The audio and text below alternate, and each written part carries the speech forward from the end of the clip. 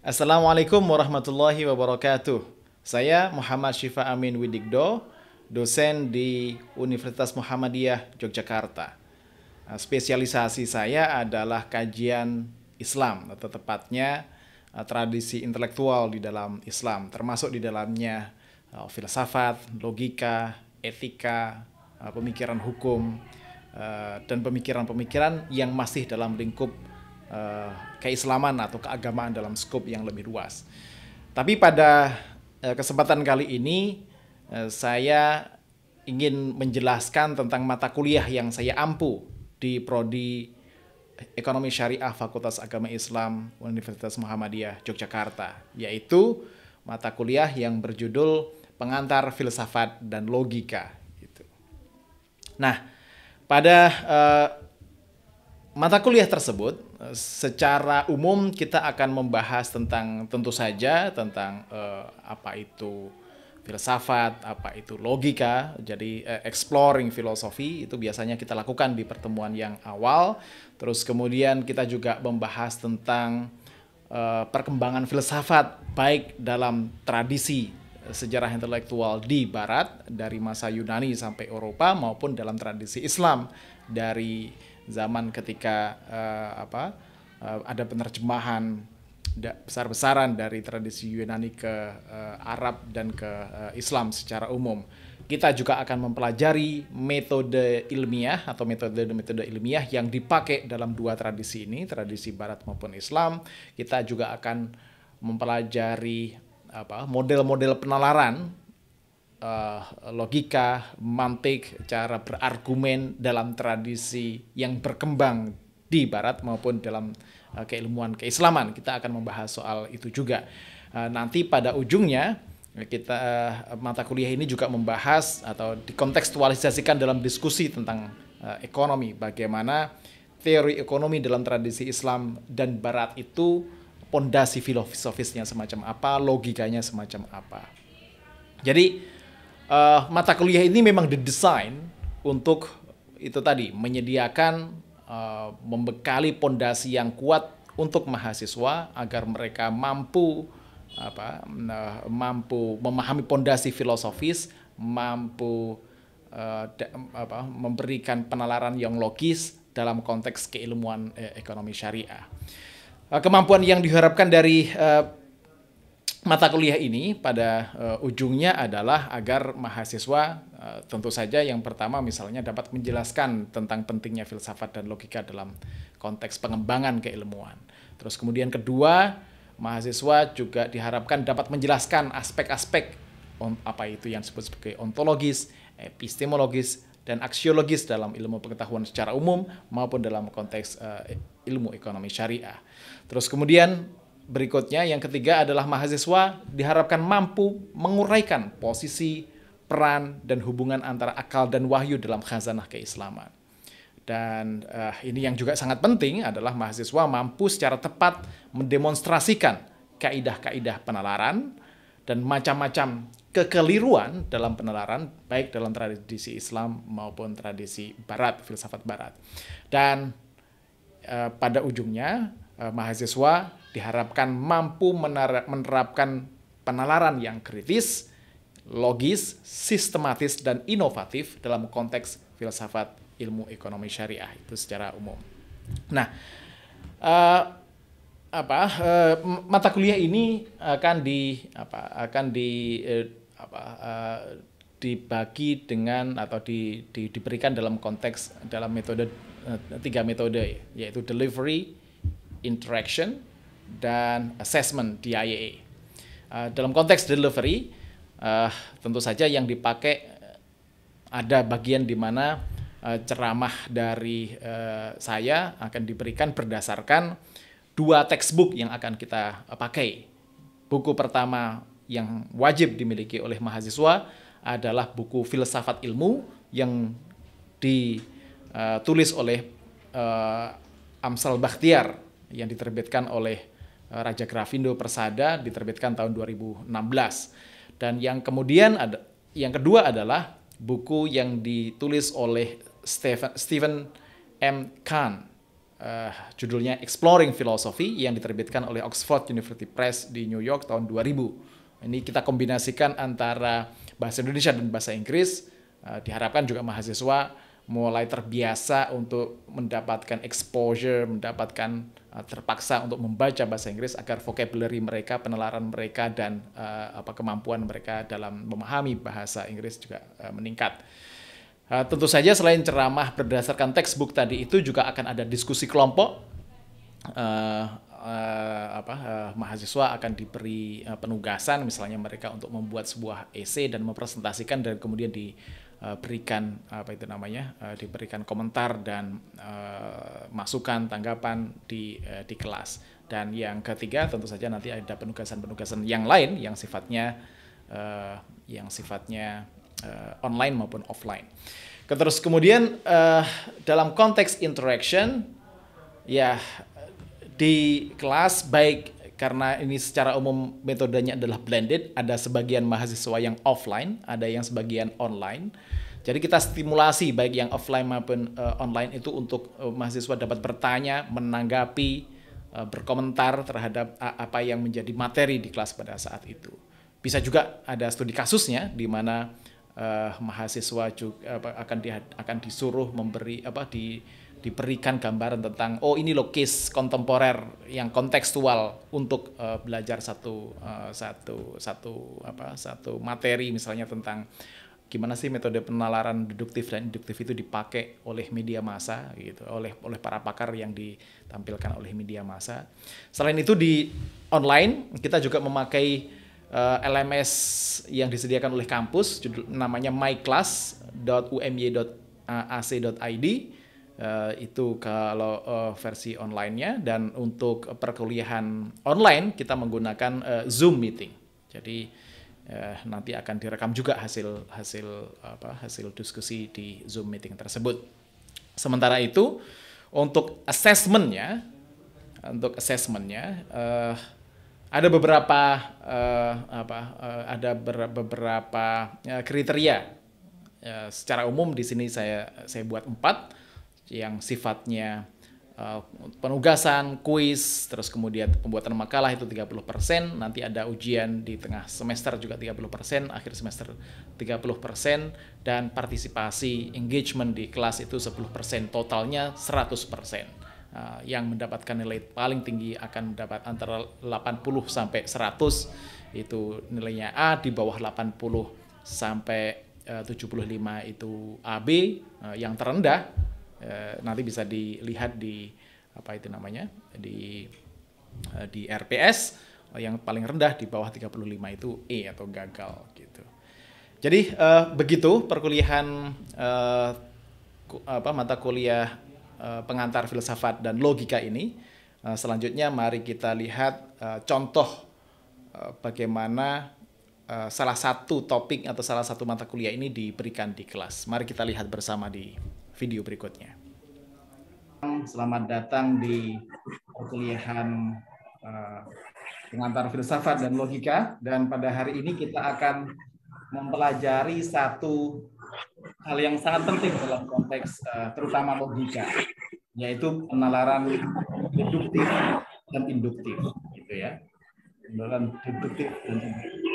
Sebelum saya mulai perkuliahan kita pada hari ini, barangkali akan bagus kalau misalnya kita membaca beberapa contoh judul berita, yang dari situ nanti kita akan coba lihat ini logikanya masuk deduktif atau induktif, atau bagaimana cara membuat penalaran yang deduktif atau induktif. Tapi sebelum itu, gini,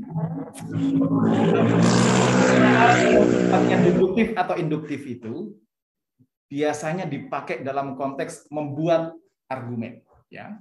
Jadi argumen itu adalah pernyataan yang terstruktur yang dipakai untuk mempengaruhi, ya, untuk mempengaruhi atau meyakinkan audiensnya. Itu utamanya. Jadi ini adalah biasanya dipakai dalam konteks membuat sebuah kesimpulan yang dipakai untuk membuat argumen atau meyakinkan orang.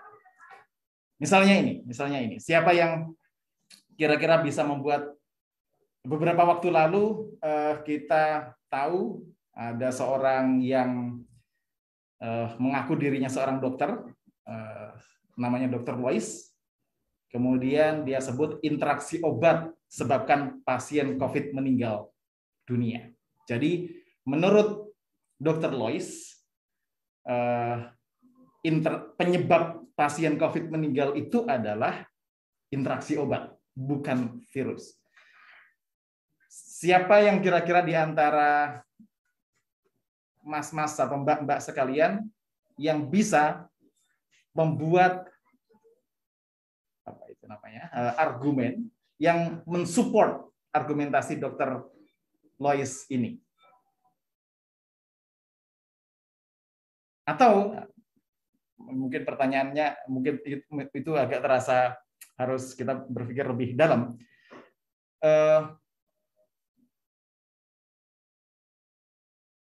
Kalau misalnya saya sebutkan begini, si Adi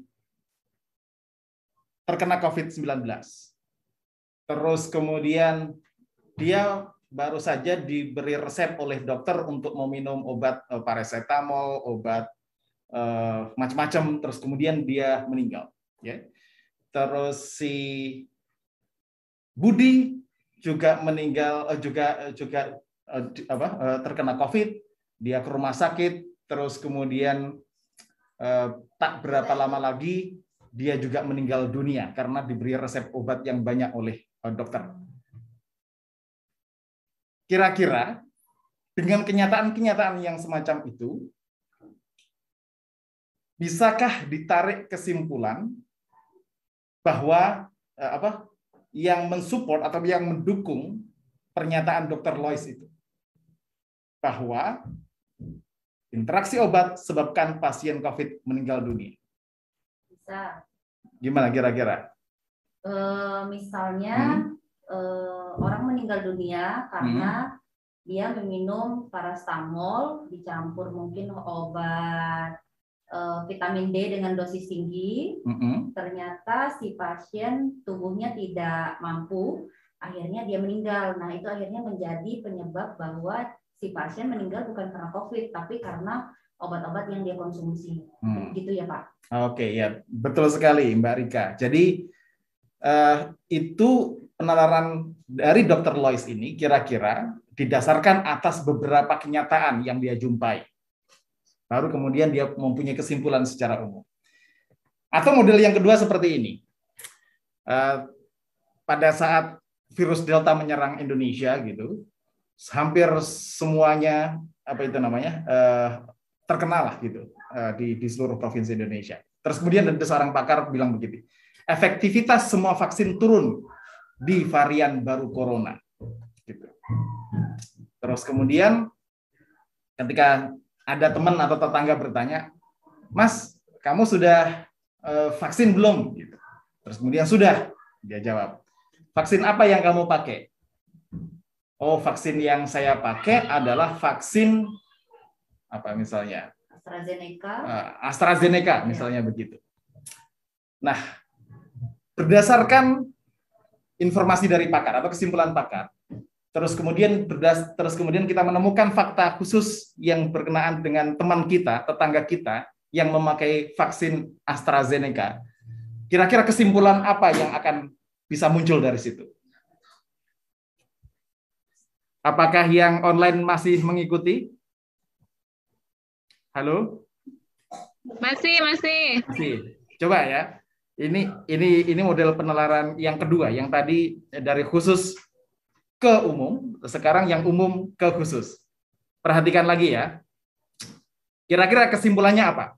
Semua vaksin, pakar mengatakan, sebagaimana di situ, pakar mengatakan bahwa semua vaksin, efektivitas semua vaksin turun di varian baru corona. Oke?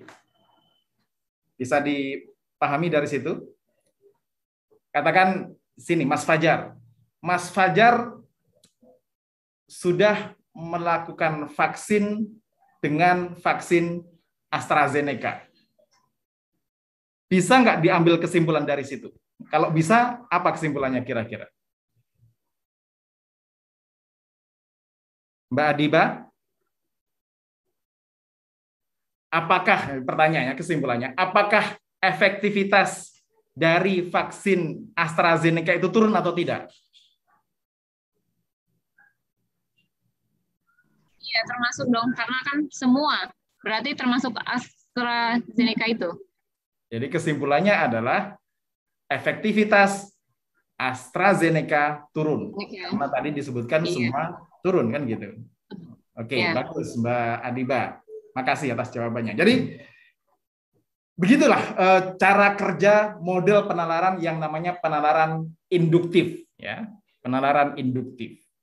Penalaran ini karakteristiknya atau apa itu namanya? Ciri-cirinya, penalaran dari premis yang umum ke yang khusus. Itu mesti digarisbawahi. Premis itu bisa pernyataan, proposisi, namanya macam-macam. Tapi yang jelas dari yang umum ke yang khusus. Seperti itu tadi, efektivitas semua. Jadi semua itu adalah pernyataan umum. Vaksin turun menghadapi virus varian baru, kan? Nah, apabila premis semua benar, misalnya tadi itu, semua benar itu, semua efektivitas semua vaksin turun, terus kemudian Mas Fajar telah melakukan vaksin, gitu, terus kemudian dan keduanya adalah benar, maka kesimpulannya pasti juga benar. Jadi semua fakta dan informasi terdapat di dalam kesimpulan sudah tercakup setidaknya secara eksplisit di dalam premis. Nah sekarang tolong beri contoh dari saya kasih waktu 1-2 menit untuk memberi contoh dari penalaran deduktif ini.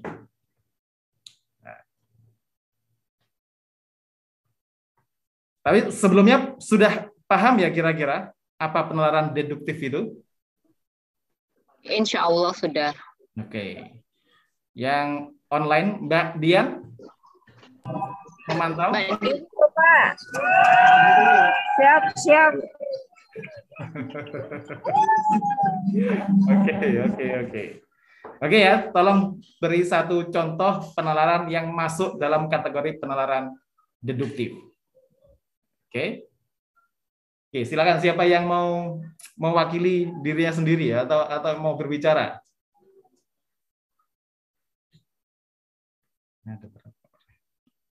Contoh boleh ya? Boleh. Dalam Islam, semua muslimah itu wajib memakai kerudung. Mbak Dian adalah seorang muslimah, berarti Mbak Dian harus pakai kerudung. Itu nggak? Oke. Boleh, tapi oke. Secara kaidah dasarnya sudah betul. Ada pernyataan umum. Oke, misalnya semua muslimah wajib memakai kerudung. Ya. Terus kemudian Dian adalah seorang muslimah, maka dia wajib pakai kerudung. Ya, itu jadi premis yang pertama itu umum, premis yang kedua khusus, dan keduanya benar, maka kesimpulannya pasti benar. Berangkat dari premis yang umum ke yang khusus. Terima kasih, Mbak Adiba. Terus kemudian sama dia. Semua vaksin COVID efektif untuk mengurangi dampak COVID. Sinovac atau AstraZeneca adalah vaksin. Maka Sinovac atau Zeneca efektif untuk mengurangi dampak negatif COVID-19. Oke, kita beranjak ke model penalaran yang kedua, yaitu yang disebut sebagai penalaran induktif. Penalaran ini berbeda dengan yang pertama tadi. Kalau yang pertama tadi dari yang umum ke yang khusus. Kalau induktif itu dari yang khusus ke yang umum. Juga sedikit berbeda dengan yang pertama, jika semua premis benar belum tentu kesimpulannya akan benar. Kesimpulannya mengandung informasi yang tidak ada di dalam secara implisit maupun eksplisit di dalam premis. Jadi agak berbeda. Ini sifatnya mengeneralisasi, membuat kesimpulan yang umum. Kalau yang deduksi tadi itu membuat kesimpulan yang khusus dari pernyataan atau teori yang sudah umum dan diakui kebenarannya. Biasanya ini apa itu namanya contoh yang dicoba bisa lihat di sampingnya itu inductive reasoning atau penalaran induktif itu dari apa itu namanya, kasus-kasus yang khusus, observasi pada kasus-kasus yang khusus untuk membuat hipotesis atau ini yang lebih luas gitu. Contohnya seperti ini. AstraZeneca, Sinovac, Pfizer, Moderna mengalami penurunan efektivitas menghadapi virus corona varian baru. Oke. Maka semua vaksin mengalami penurunan efektivitas menghadapi virus varian baru. Itu tadi kira-kira yang dipakai sebagai apa itu namanya? Yang dipakai sebagai alasan dari pakar tadi itu, dasar dari pakar yang mengatakan semua efektivitasnya turun tadi itu berdasarkan penalaran atau penyelidikan yang sifatnya induktif. Nah, sekarang. Mohon izin bertanya Pak, boleh nggak? Gimana? Mohon izin bertanya boleh? Boleh. Mohon izin bertanya boleh? Ya, silahkan Bu Diah ini. Ya. Bu Diah, Mbak Diah. Iya. Itu tadi untuk penjelasan pembentukan dari deduktif ya, contoh narasi yang deduktif. Apabila dalam satu paragraf misalnya, berarti apakah terdiri dari beberapa premis, Pak? Maksudnya dalam satu paragraf. Ya, mungkin terima kasih Mbak Diah atas pertanyaannya. Iya. Ya, premis tidak harus hanya dua, tidak hanya terdibatasi dengan dua. Itu bisa beranak pinak gitu. Beranak pinak terus kemudian menjadi satu paragraf ya. Bisa menjadi satu paragraf gitu, bentuknya macam-macam lah.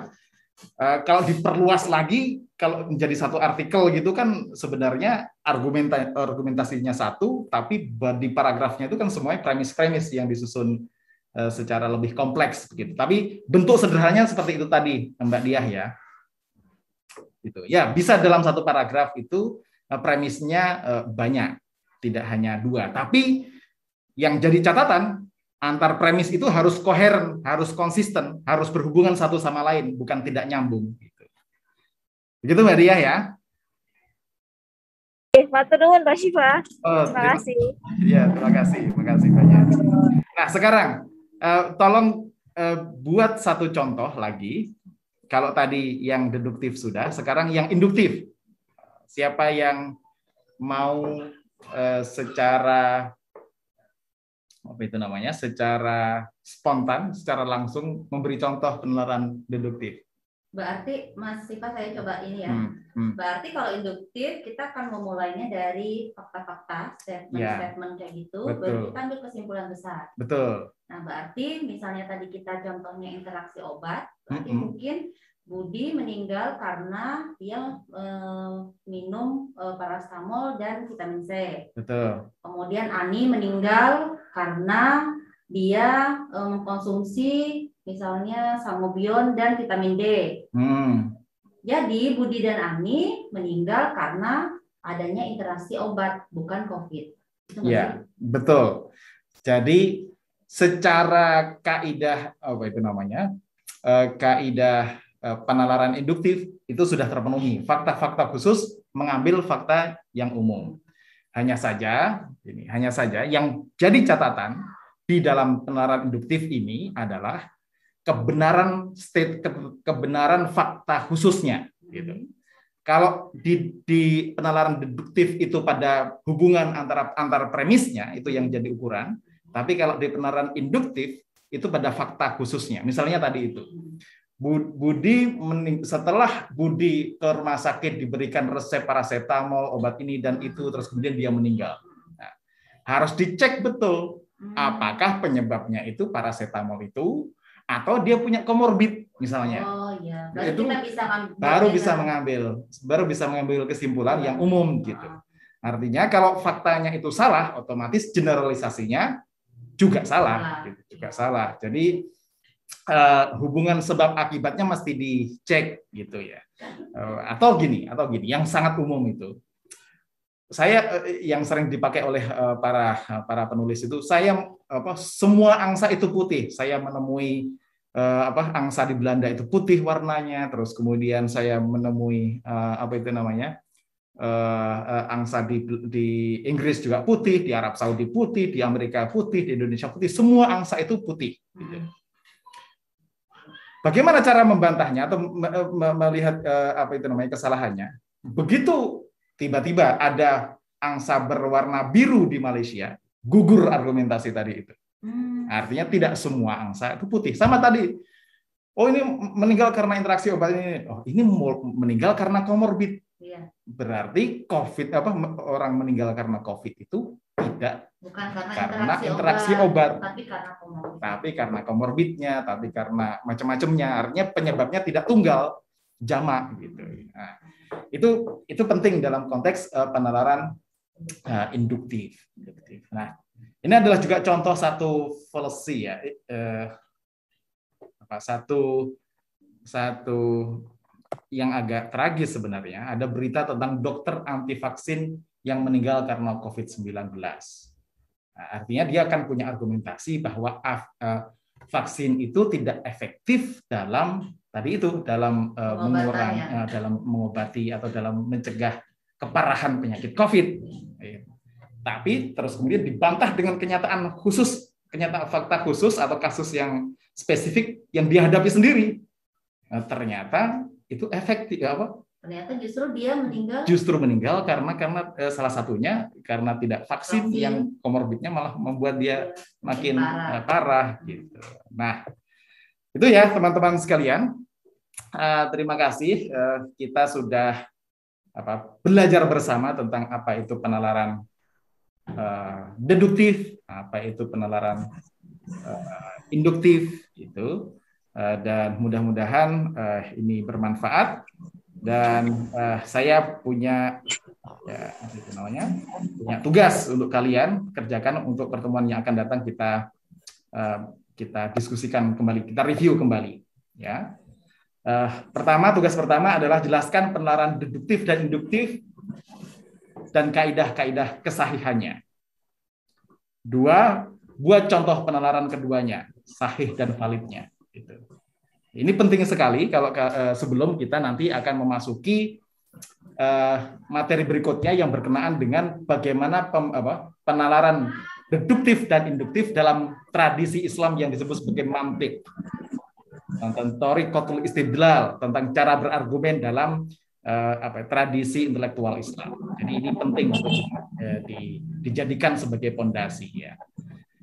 Baik, terima kasih. Mudah-mudahan dengan modal 2 ini, apalagi di era disinformasi yang semacam ini, kita bisa terlatih berpikir kritis, berpikir logis dengan tadi modal kemampuan berpikir secara deduktif maupun induktif.